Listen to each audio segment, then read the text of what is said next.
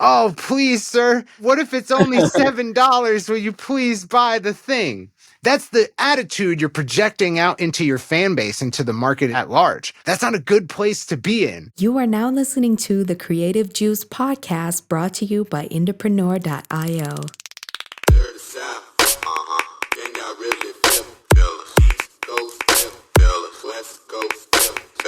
What's up, Indies? Welcome back to Creative Juice. This is episode 285, and if you sell merch, whether it's at your shows, whether it's online, whether it's anywhere, if you sell merch, music, physical products, digital products, any of that stuff, I think you're going to love this episode and this topic that we're going to be discussing today.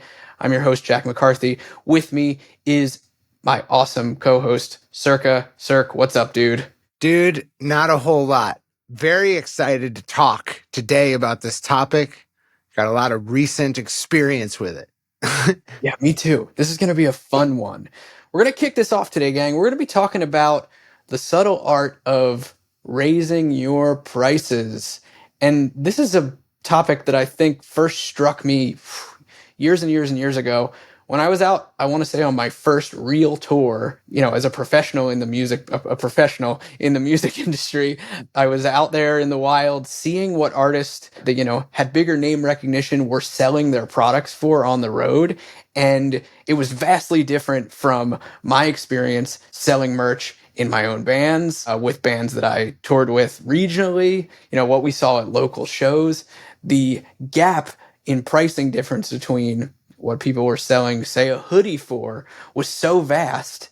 And it struck me as very interesting. And bringing that sort of idea back to this show to talk to you guys about it, I think it's going to be a lot of fun. Yeah, this is good. Not only this is not just about raising prices, it's also just about charging more in general and valuing what you have to offer and how you monetize your music career. So even if you even if you don't have merch or music, even if you just ever plan to make revenue from your music career, this should be instructive. And it should help in a whole host of things, not just your music career, but just business in general and understanding how things are priced. So for sure, yeah. Well, before we started recording, as we were just getting ready and prepping for the episode, we were talking and kind of laughing about the idea of, going to a show in your town, seeing some of your favorite artists or your favorite bands and paying $7 for a ticket, $7 for a CD, $7 for a t-shirt, compared to the concept of seeing $55, $60, $65 hoodies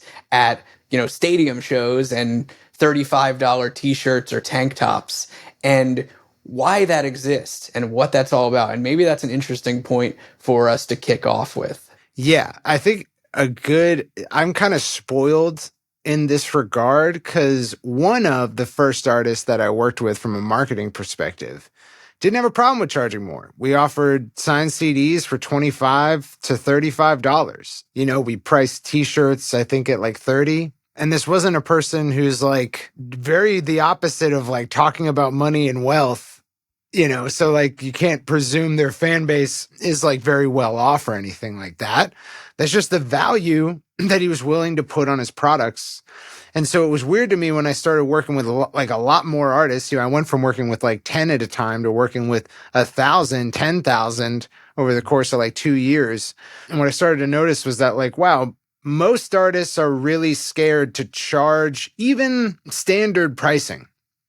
Most artists and I think even maybe this is something that befalls people getting into any business, is like you're just scared.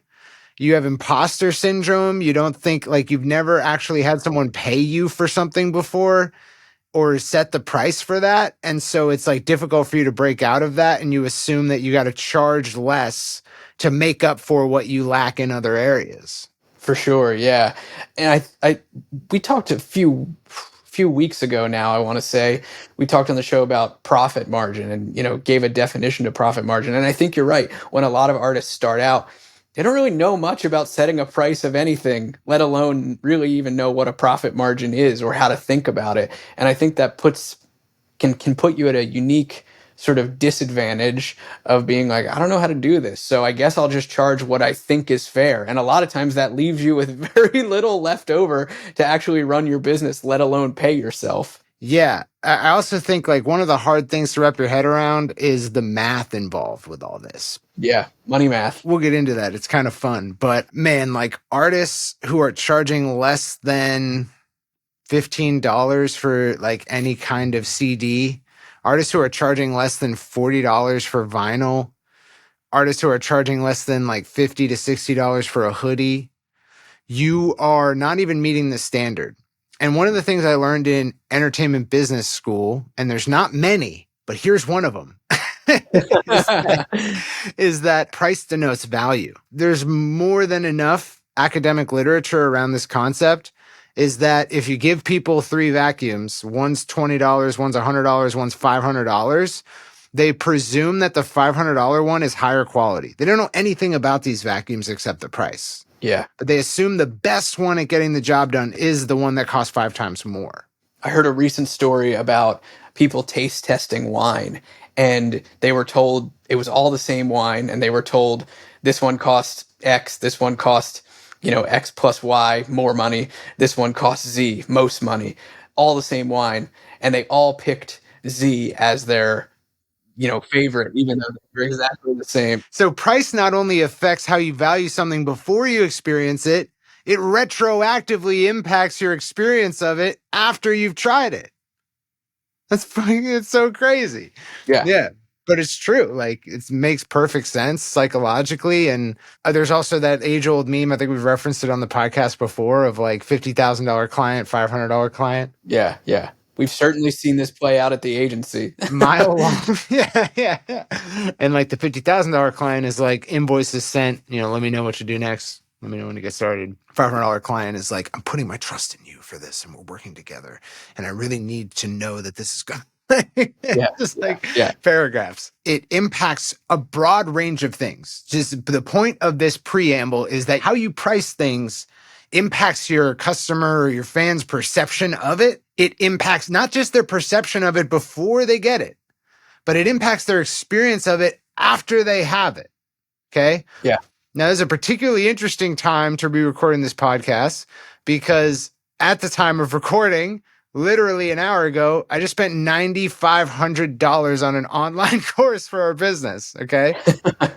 And it not only has definitely altered my perception of the information contained within and the value contained within before I bought it. And certainly now that I have bought it, there is a concept of buyer's remorse, and that's a well-studied thing, but there's also sort of buyer's catch-up where it's like, I need to get all the juice out of this thing because I paid this amount for it. And so you actually use it more. You actually pay more attention or consume it more. You won't not consume it. And Rick Barker said, what did he say? He said, people who don't pay attention when we were talking about like pricing. Cause like we at IndiePRO try to like price on the lower side of things compared to our competitors, but I couldn't argue with him on that, which is people who pay attention. Yeah, that's a great quote. Shout out to Rick. And that impacts all types of products. It's not just online courses or consulting or, business to business. It's also just consumer products. So how does that relate to you? Literally anything you set the price for in your business, you want to know that how you price it is going to impact how people perceive it. It's going to affect your brand reputation and not probably in the way that you think. Okay. By pricing lower, you are actually putting yourself in the discount bargain bin. People presume your products are low quality. People presume you're a rinky-dink operation. And when people get your product, they might never even use it. Yeah, it's true. I mean, this goes to show why, people hang expensive art on their wall and why they might not hang something that they get from, the poster section of Kmart.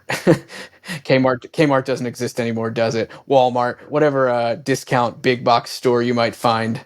Yeah, I have some shoes that are like $500 and I have shoes that are like, $90. And the shoes that are $500 are in a case in my bedroom. And when I wear them, I need to make sure that where I'm going, it's not raining and there's not going to be dirt. And like, I just take so much better care of like my prized shoes And Yeah. I want them to last years. So like I actually imbue them with more value than I would have otherwise. Even though like from a construction standpoint, the $500 sneaker is actually modeled after the $90 sneaker I have. So it's Bathing Ape and Air Force One. Bathing Ape is just an Air Force One with a different stitching logo on the side of it. There's no difference. But I value it more because of its scarcity, because of its price point, and a culture, a brand has arisen around that scarcity. I mean, it's an interesting case with Supreme because they don't actually charge that high, but their aftermarket is crazy valuable Right, because their right. products are scarce. Yeah, Supreme is a good example. Right. Like it's a little bit above market on market. It is miles above market, post market, aftermarket. So when people are reselling them, it's crazy. Yeah, I mean, you think about a lot of different types of collectibles that have popped up over the years, whether it's toys or cards or Hot Wheels or whatever. A lot of that kind of exists, you know. Pokemon cards, for example, are a good example of this. Pokemon cards, you know, first generation or whatever, they cost the same at the time of sale in 1999 as most other toys that were out there or card games. But the aftermarket, as time went on, you know, if you can get a super rare thing, it's going to cost more money. So what does that tell you, right? It tells you that value is not always anchored to the sticker. Okay? So it tells you that the person who buys the $1,000 Supreme shirt aftermarket because it's so rare, they know that someone in the chain of ownership paid only $90 or maybe $50 or maybe $30 for it. They know that. They know they are paying a $900 and something premium. They know. But the reason they're willing to part with $1,000 is because they see $1,000 of value in it, which means the person who sold it Supreme for $30 was wrong. They were wrong. That's their business model, so it's a little bit more complex. Their business model is to drive aftermarket with scarcity and thus like always sell out of a print. But that's neither here nor there. The point is that right now, when you go to price your products, you're not pricing them at the highest you can before you experience lower sales rates, lower experience, people refunding or regretting the purchase. That's not what you're pricing at. Your pricing is a frigging guess. You're guessing how much you can maybe get away with. Oh, please, sir. What if it's only $7? Will you please buy the thing? That's the attitude you're projecting out into your fan base, into the market at large.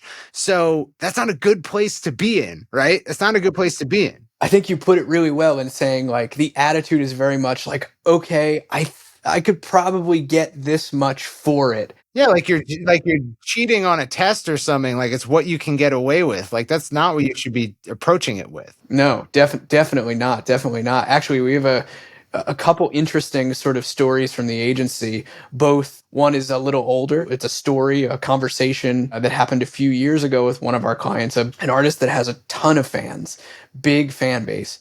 And we were talking to them about selling CDs and vinyl with their signature on it. And they were like, I don't know if anybody would buy that, and I definitely don't think anybody would buy that at more money, so I really don't want to do it. And, you know, we had a conversation about it, and we were like, you should just try it. Like, set a limit to how many there are like this, because we know you don't want to be locked away signing CDs and vinyl forever, and a lot of people are probably going to buy it, even if you don't think so, and you should probably raise the price. And they were like, all right, cool, let's try it. It sold out instantaneously. And they were blown away by the fact that one, people would pay more money for the thing that they were going to charge less for. And two, that people would pay money for their signature, a very simple value add. And we can get into the discussion of adding value and how that interplays with pricing. But that's just one example of, you know, a very easy way to go about raising your price and sort of having the scales fall from your eyes about what's possible when it comes to pricing and what you quote unquote can get out of selling something or get away with selling something at. The second story is recent. This just happened 2 weeks ago. One of our artist clients had a couple posters, literally 2 posters left over from one of their recent shows. And Shay, one of our account strategists, was like, oh, hey, like, why don't you try to sell them for $100? They were just going to give them away or something. And she was like, why don't you sell them for $100? Sign them. Tell people there's only 2 of these, literally like 2 of 2. they're gone and they're not coming back. Sell them for $100. Let's just see. They've never sold anything for this amount of money before. They sold out in like 12 minutes. How big is their fan base? Not big. Not a Yeah. big fan base. Very Yeah. small. So if you're out there thinking like, oh, but like my first product has to be $7. Like, no, it doesn't. Like, I'm not a superstar, so I can't charge premium pricing. Like, that's not true. Let's talk a little bit about value add, how that can interplay with price and what that really looks like. We've talked about this on the show before. I think this is something that gets stuck with a lot of artists. Creative business people in general, I think, get stuck on this. Is like, I don't really know how to add value. And we've brought up like the easiest way to add value is to, put your signature on it, make it limited edition in that way, number it. These are some easy things that you can do. It's also, though, just to make it more fundamental, what are you doing when you add your signature? Can you sign every copy ever, forever? Probably not, right? Probably can't. Probably you can only sign a limited quantity of things. So what are you doing when you sign something? You're adding scarcity to it. Natural scarcity. There's as many as they can ever print of your CD, but my CD has this signature on it, right? By the artist.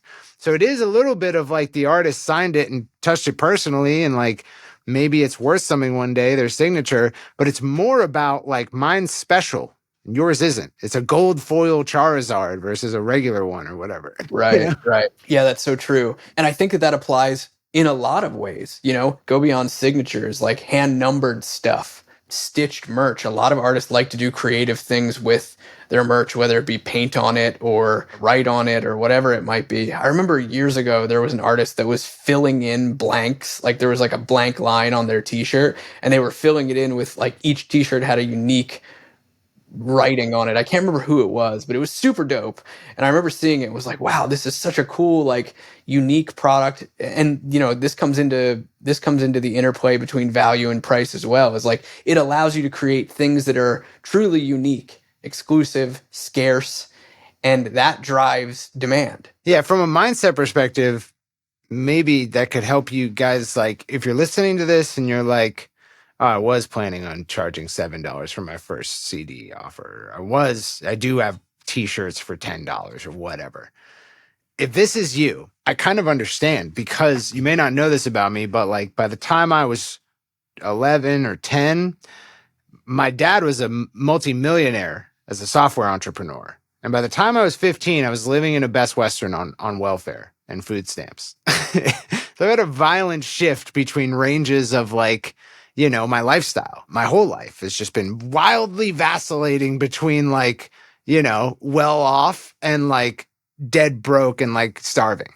So that is to say that I think it is like, you don't get people who grew up rich being afraid to charge $2,000 for a consult. Like they don't have this thing that people who grew up maybe a little bit without means have, which is we can't fathom how something could be worth that much because we grew up in a scarcity mindset. And it's like, where does the adult world exist? Somewhere in the middle, but probably above where you're at if you grew up without means. Probably above where you're at.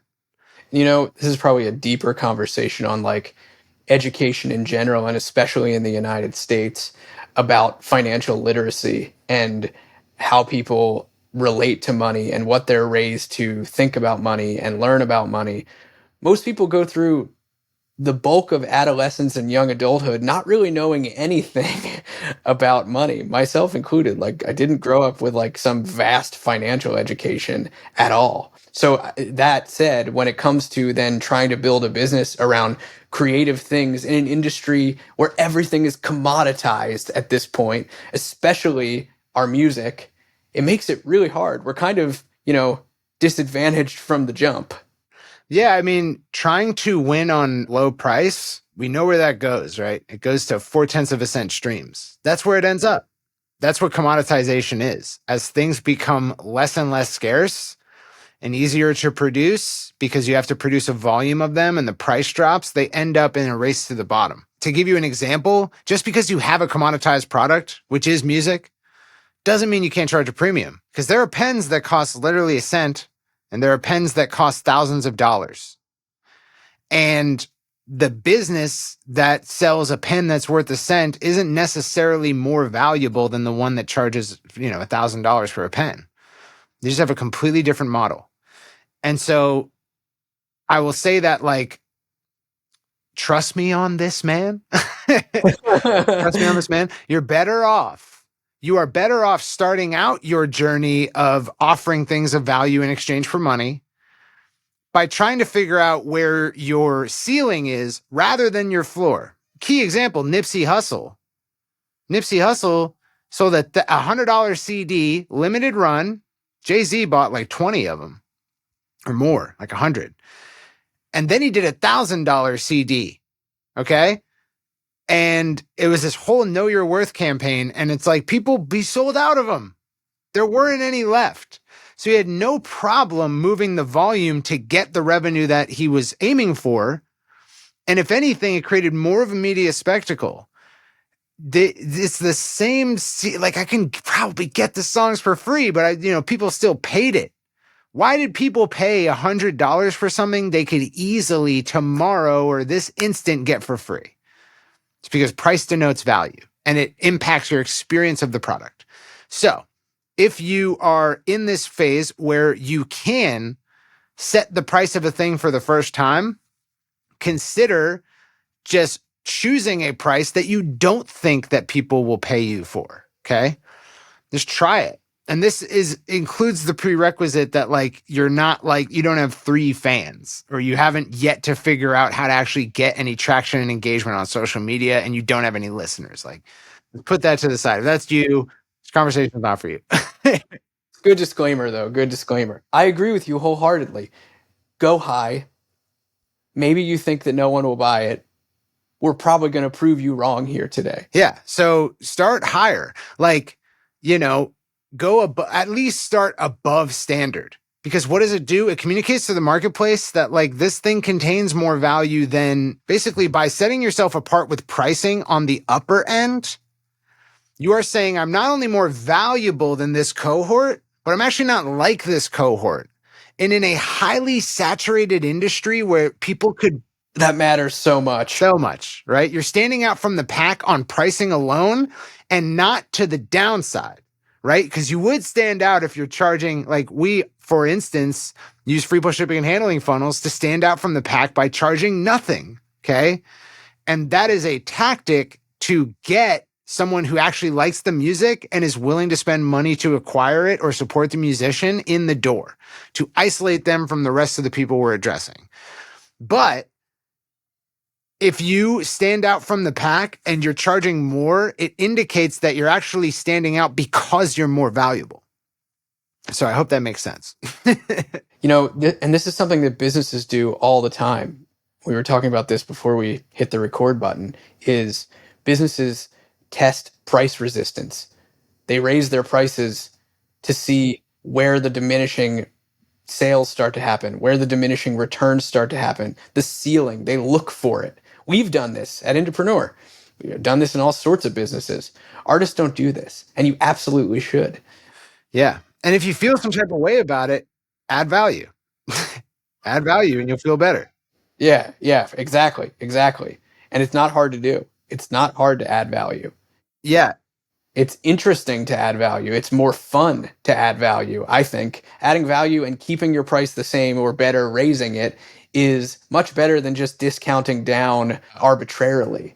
And it's its own form of advertising. It's its own form of attention acquisition. Because if you tell me this band's got a CD, they're charging $15 for it. This band over here has a CD, they're charging $190 for it. And you get a bunch of other stuff with it. I want to know about the other one. I don't care about the $15. Tell what's going on with this other one. Right. It makes you raise your eyebrow. In the same way that you were saying a higher price sets you apart and says, I'm not like that cohort.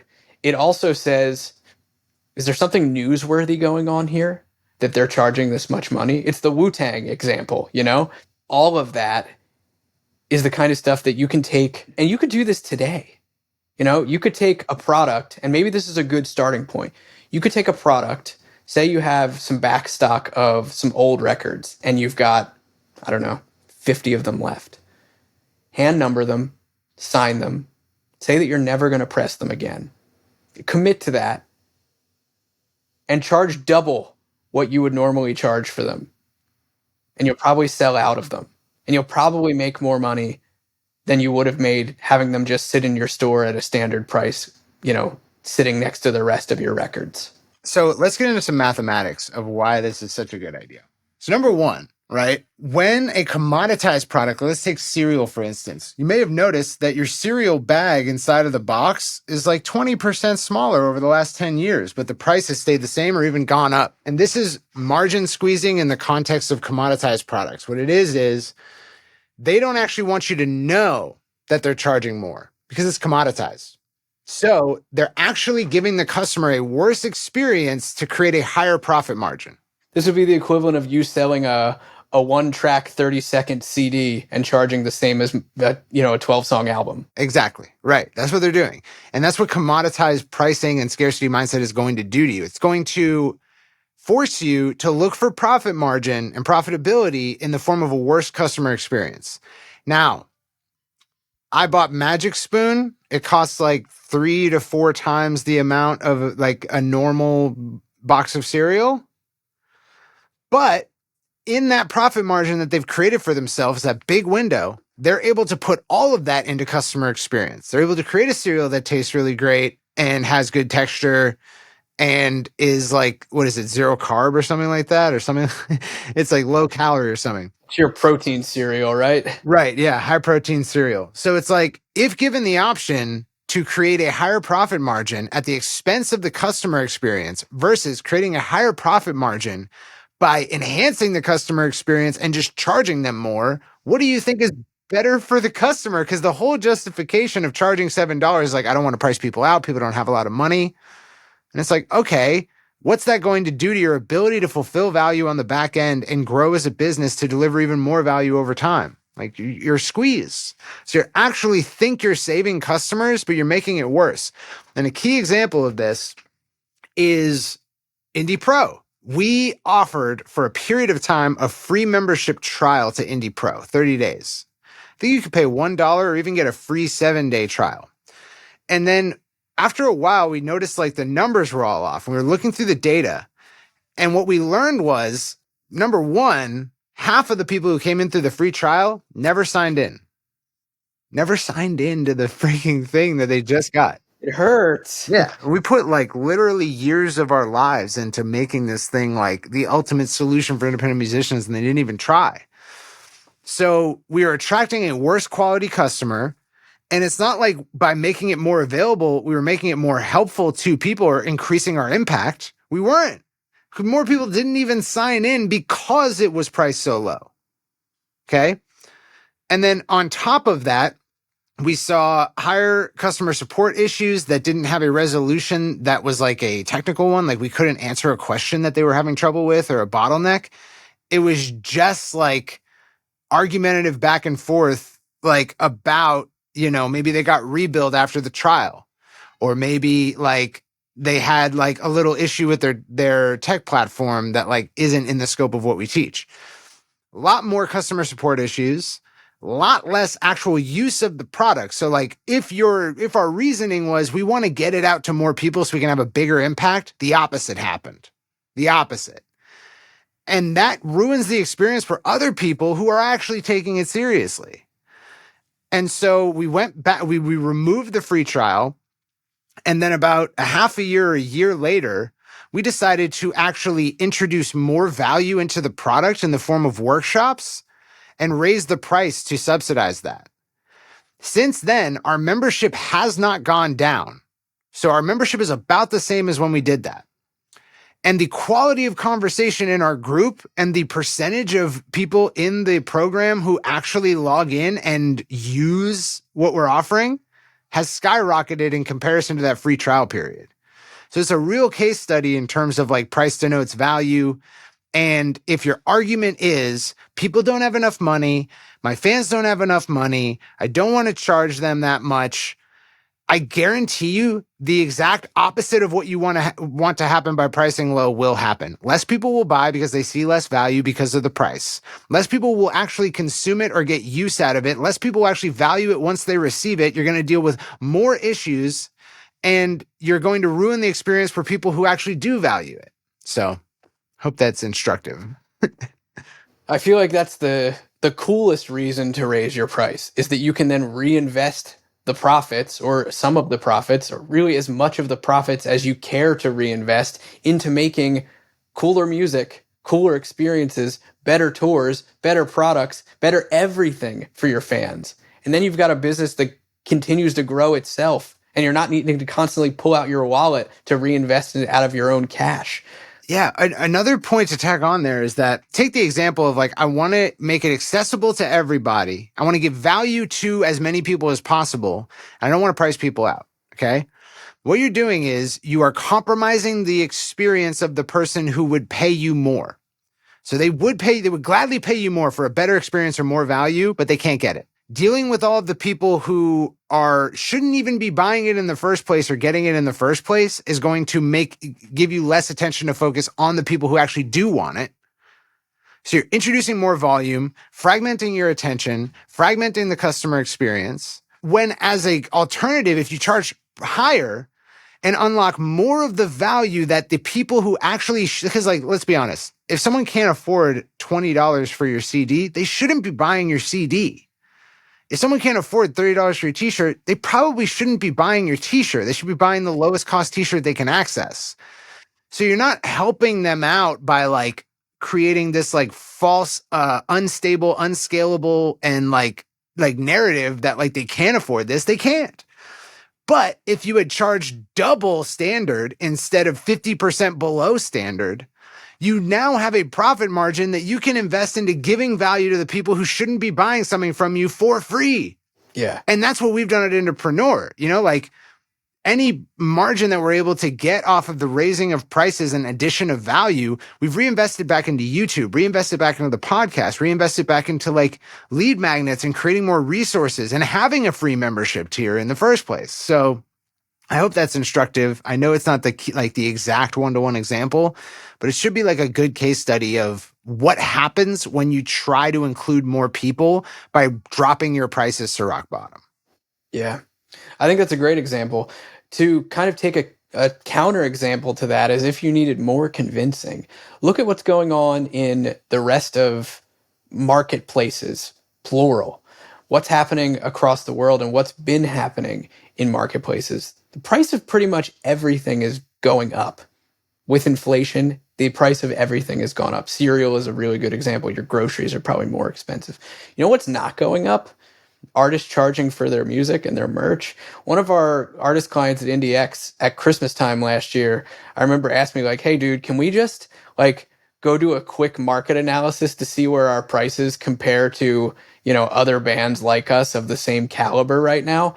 And what was really interesting was to look at across the market, like most of these artists hadn't raised their prices in years, yet everything else is becoming more expensive. Now, you might have some level of discomfort with me saying like you should raise your prices as everything else is becoming more expensive. But the reality is people are paying more money for everything right now. You're paying more money to produce the things that you're selling as it is. So why not raise in kind? You should. It's a financially, from a business perspective, it's the financially sound thing to be doing. That's a great point, right? Literally 40% of the money supply of US dollars was printed in the last 4 years. So if your prices didn't go up 40% as a result, you actually depreciated your pricing by 80%. Yeah. And this goes back to Cirque did a video, probably maybe a year ago now, talking about how like the music industry actually hasn't grown in revenue, the recorded music industry. Right. That was actually like 4 months ago or like 3 months ago. Yeah. Was it really? Man, I feel old and I feel aged and time doesn't exist anymore past 2020. I have white hairs in my beard. I have white hair in my hair. Yeah. 4 months ago. We'll leave a link to that video in the show notes because it goes into this concept more of how like while the music industry might be reporting bigger revenues than ever, they really haven't paid more money.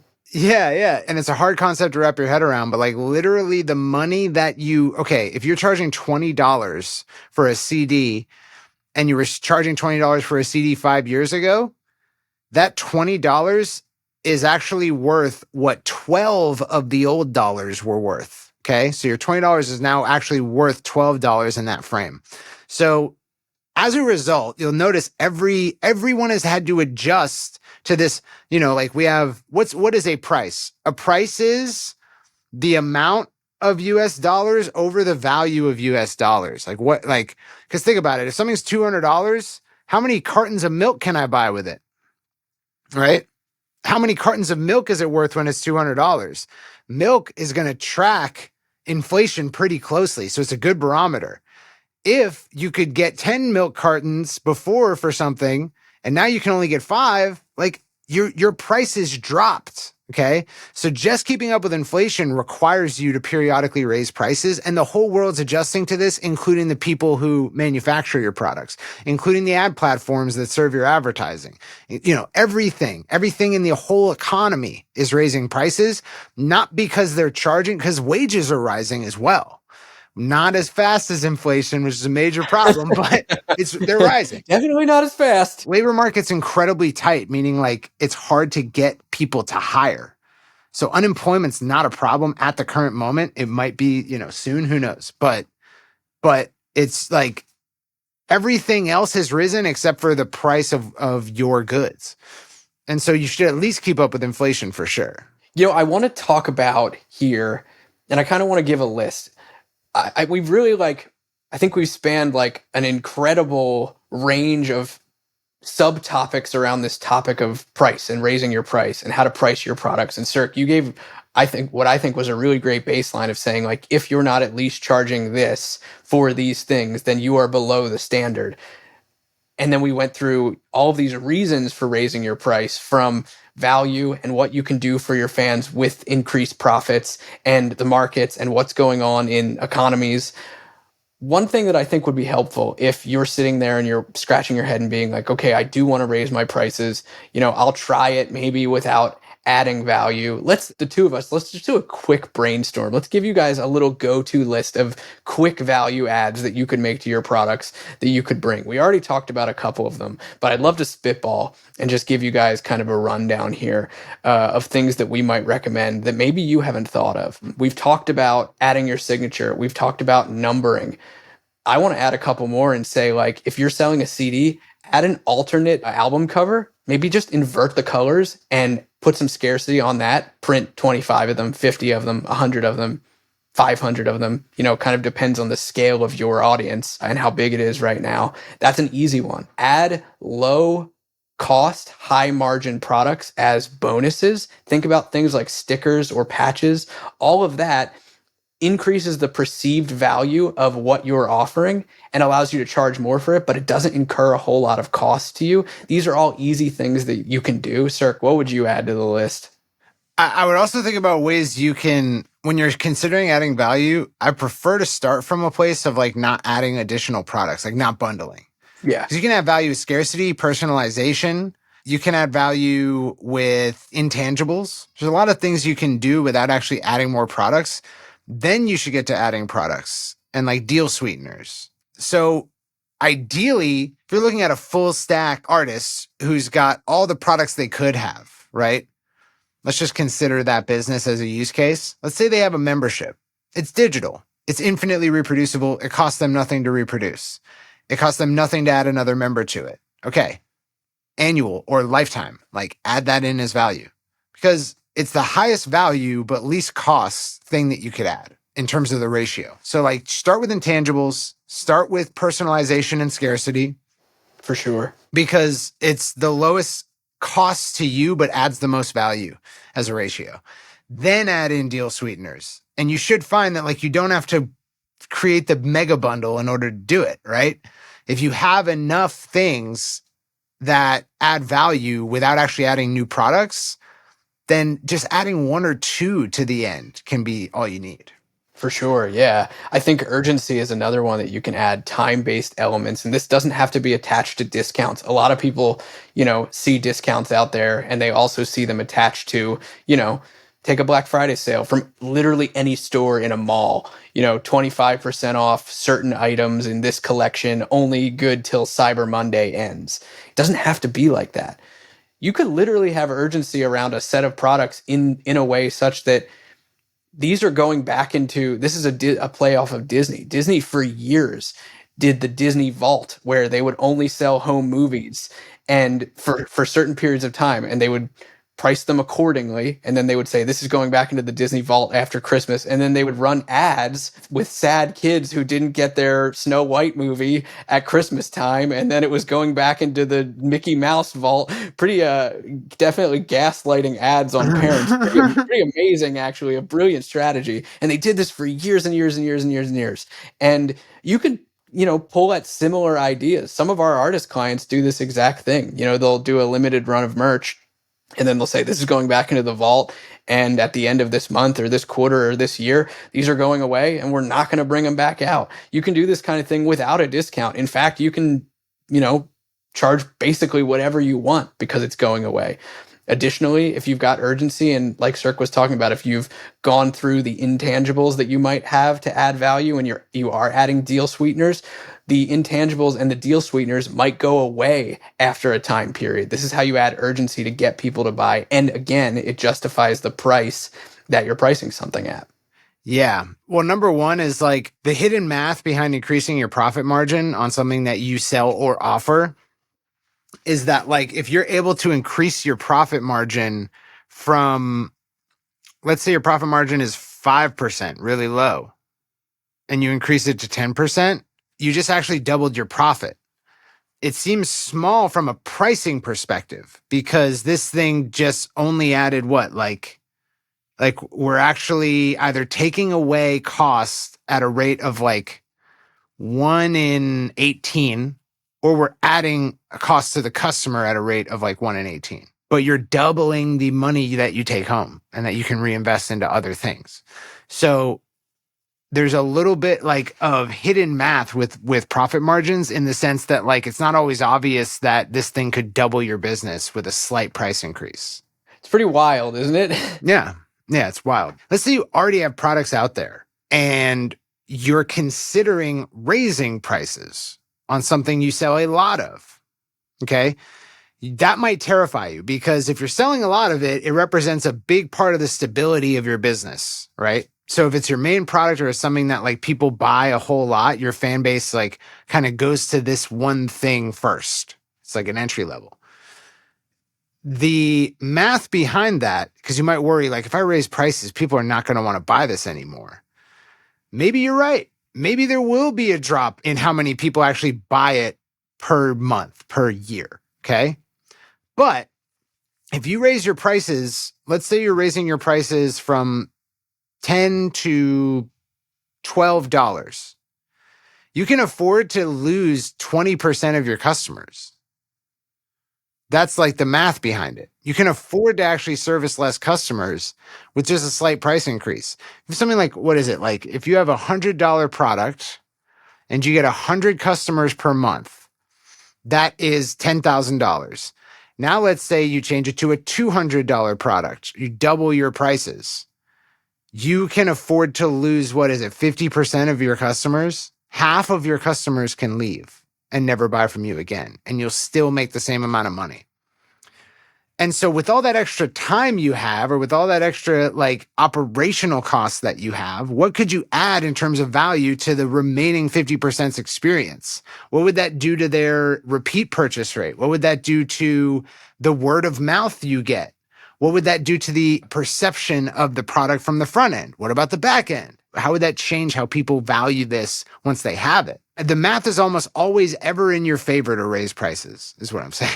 Yeah, I'm glad you kind of brought it home to that point, especially bringing up again, like even if you lost 50% of your customers there, the 50% that you retained, how much more are they going to feel like this was the thing that they really wanted and they wanted to keep? They wanted to buy it again. They didn't want to miss out on it, even though you raised your price. They needed it. Yeah. competing for attention with price by lowering it is almost always a losing proposition, oftentimes in the short term and always in the long term. That's what I would say. Yeah, I agree 100%. I hope that this was somewhat instructive for you guys, or at least gives you something to think about when you could look at your store tonight after listening to this episode and kind of just analyze things. And again, like one of the easiest ways to do this would be to look at a product that maybe is scarce, that you don't have a ton of inventory on. Maybe you wouldn't mind retiring, raise the price on it, and sell it out. Yeah. And make some more money. Literally, I hope from this, like, you decide, like, I'm going to try this out. I'm going to try out like a higher price product. Yeah, for sure. To your point, Cirque, and I'll wrap up with this. We had a client who was selling, a lot in their store, and they were looking at their margins, and I was talking with their manager, and he was like, hey man, we have to raise the prices on all of our shirts because like we're just not making much money at all from this. Like there's not a ton of profit here. And there was no hesitation in, we're just going to rip the Band-Aid off here and raise the prices of all our shirts by $5 from $25 to $30. No hesitation at all. Every shirt in the store didn't impact their sales. Same amount of sales month to month? Yep. Wow. Yeah. Yep. Yeah. It's a big thing to you because you see all of the sales and all of the customers. To the customer, it's not that big a deal. It's important, like it's an information asymmetry there. They're not thinking about it as much as they're thinking about my grocery bill went up each week. Yeah. Yeah. Also, there is no damage to other people for raising your prices. Why? Because they just won't buy it. They just won't buy it. If they can't afford it, they will not buy it. I guarantee you that. I guarantee you that if they can't buy it, they will not. So there's no impact. The person who can and wants to and will buy it, you're actually capturing more of the potential value from that fan or customer, right? So there's a benefit to you by raising your prices. There's no loss to people who are priced out because, like, chances are if you need to raise prices or if that makes more sense for your business, there wasn't a sustainable solution to be pricing that in the first place. So, like, yes, they're priced out, but they're not going to lose money. They're just not going to buy it. And then the person who will buy it values it more. All positives, okay? On the other side, if you lower your prices, okay, there is damage to the person who values it much higher, right? They're saving a little bit of money, sure, but they're valuing it less psychologically, and they would be willing to, they value it because they want to support you and they believe in what you're doing.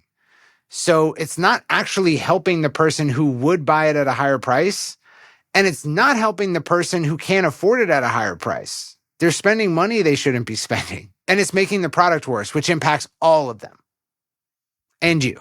So all downsides to lowering prices, all downsides to trying to compete on price, all upside to raising your prices or trying out more attractive pricing models for both you and the customers who value you.